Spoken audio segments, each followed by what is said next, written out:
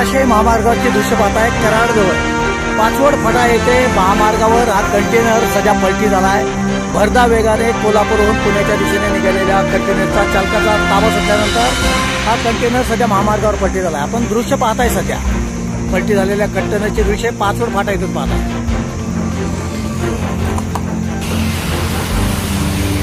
पाचवड फाटा येथून अपघातग्रस्त सध्या कंटेनरचे दृश्य पाहताय। भरधाव वेगाने चाललेल्या कंटेनरचा चालकाचा ताबा सुटला आहे।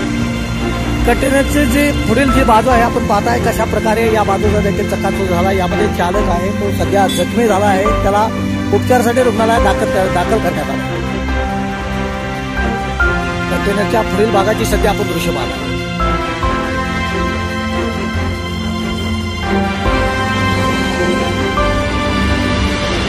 NH43 BG 1625 असा या कंटेनरचा नंबर आहे।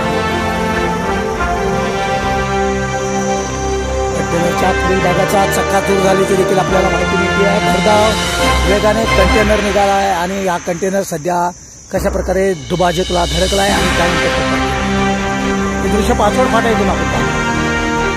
जखमी चालक याला सध्या रुग्णालयात दाखल करण्यात आले। या अपघातात कंटेनरचं मोठ्या प्रमाणात सध्या नुकसान असलं। मुल्ला कराड वार्तासाठी पाचवड फाटा येतो।